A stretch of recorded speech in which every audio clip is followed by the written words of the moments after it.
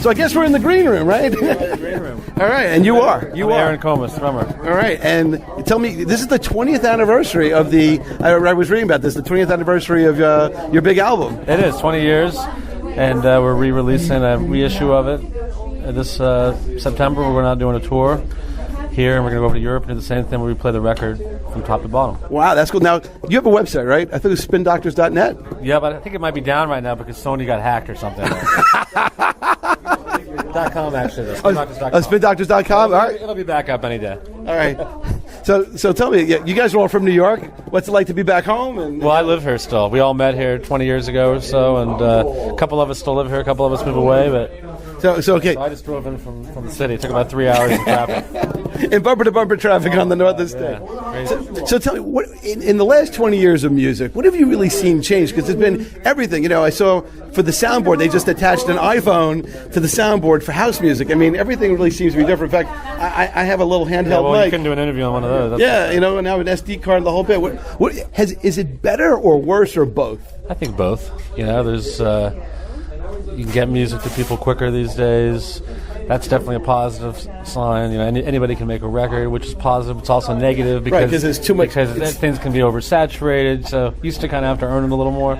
But I think you could go on and on about positive and negative. Ultimately, you know, music's in a great place. People are always going to love to hear live music. People are always going to make records.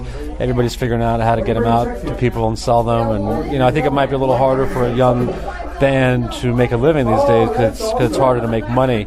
But again, you figure out new ways to do it, and you just keep doing it. And if you work really hard, you can do well. You must be old enough to remember the day when you go to the record store and you check out the new release. I remember I'm 50, I used to love to go. You know, not that long ago, I go to Virgin Megastore on 14th Street in my apartment. I'd spend a couple hours listening to music, buy some CDs. It's kind of the same thing now. I do the same thing on iTunes now, you know, but it's not the same. I miss being able to look and see the musicians who played on the records and where they recorded it, and that's one thing I think that's really missing. I wish that these digital releases would have more credits. You know, it'd be really easy you see it on some of them, but I think every record should have something you can download for people like myself that want to see who played on it and who wrote the songs. And absolutely. It's interesting. I saw Tina Turner at one of her last tours, and she had a whole list of credits, including the guys who trucked the equipment in, and it was actually touching to see how many people. You know, I think the older people who've been around appreciate that a little more than the younger people. You know, they realize, because she's been doing it her whole life, she realizes from her to the guitar player all the way down to the guy that drives the truck, you couldn't do it without every one of them. It takes the younger people a little time to figure that out, you know.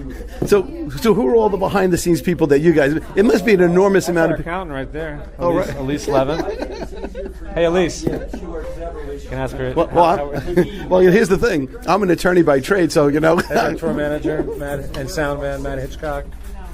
I actually was nice enough to meet Matt at the soundboard. I got to meet this fine gentleman over here. His daughter. Nice to meet you. Hey, how are you? Yeah, thanks for having me. You know.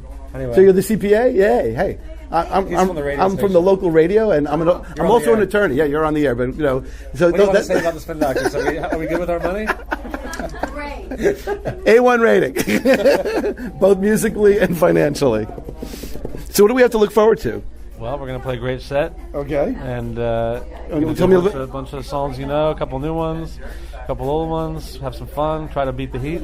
Yeah. It's like 102 degrees out there. So. It was 122 in Atlantic City today. Could you imagine? What? 122. No. The real field temperature, yeah, which was unbelievable. It's pretty hot out there, but it's going to be good. So what do you do before the show to kind of get in the groove and to get warmed up? I'm talking to you right now. No, I'm just practicing my paradiddles a little bit here.